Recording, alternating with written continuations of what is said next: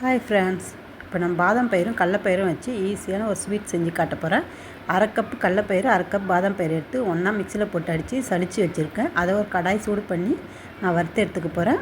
வறுத்து எடுத்துகிட்டு கொஞ்சம் கை தாங்குற அளவுக்கு சூடு இருந்தால் போதும். மற்றபடி ரொம்ப வறுக்கணுன்றது அவசியம் இல்லை. அதுக்கிடையில் நான் வந்து ஒரு 200 ml ரீஃபண்ட் ஆயில் ஊற்றி ஒரு 4 ஸ்பூன் நெய் விட்டு மிக்ஸ் பண்ணி சூடு பண்ணி வச்சுக்க போகிறேன். ஏன்னா இதுக்கு வந்து அதுதான் ரொம்ப மெயினான விஷயம். இதை நம்ம கிண்ட நம்ம அதை எடுத்து ஊற்றினா தான் டேஸ்ட்டு கிடைக்கும். கடையில் போய் பாதாம் அல்வா சாப்பிட்றீங்கல்ல வாங்கி, அதனுடைய டேஸ்ட் வந்து இதில் அப்படியே கிடைக்கும் உங்களுக்கு. நீங்களும் வீட்டில் ட்ரை பண்ணி பாருங்கள். இந்த மாதிரி இப்போ நல்லா வறுபட்டுட்டு அதுக்கிடையில் எண்ணெயும் சூடு பண்ணிடுறேன்.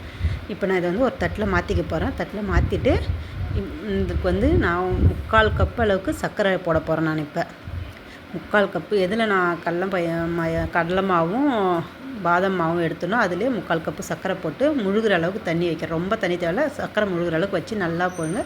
சர்க்கரை பாவை எடுத்து ஊற்றுனீங்கன்னா நூல் மாதிரி வந்ததுன்னா அதோடு நீங்கள் இது பண்ணி வச்சுக்கலாம்.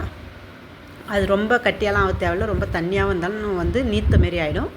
நூல் பதத்துக்கு வரணும் நம்ம ஜல்லிக்கண்டையில் எடுத்து ஊற்றுனாக்கா. இப்போ நான் வந்து வறுத்து வச்ச மாவை வந்து அதில் மிக்ஸ் பண்ணிக்கிறேன். மிக்ஸ் பண்ணி கைவிடாத கிண்டிக்கினே இருங்க. கட்டியே ஆகக்கூடாது, கைவிடாத கிண்டினே இருங்க. அதுக்கு இடையில நம்ம வந்து காய்ச்சி வச்ச நெய்யையும் எண்ணெயும் ஒன்றா சேர்த்து அதில் விட்டு நம்ம கிண்டிக்கினே இருக்கலாம்.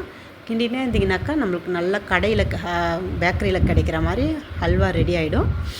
இது வந்து டக்குன்னு நம்ம வீட்டில் செஞ்சு யாருனா வந்தாங்கன்னா கூட நம்ம கொடுக்கலாம். ஸ்வீட் வந்து நல்லா அந்த அளவுக்கு டேஸ்ட்டாக இருக்கும், மணமாகவும் இருக்கும். யாருமே வந்து இது கடலை மாவுன்றதை கண்டுபிடிக்கவே மாட்டாங்க. ஒரிஜினல் எல்லாமே வந்து நம்மளுக்கு பாதாம் பயிர் தான் கரெக்டாக தெரியும். அதில் அந்தளவுக்கு இருக்கும். இப்போ நான் ஒரு பவுலில் மாற்றி பாதாம் பயிர் வந்து மேலே துருவி போட்டுக்கிறேன்.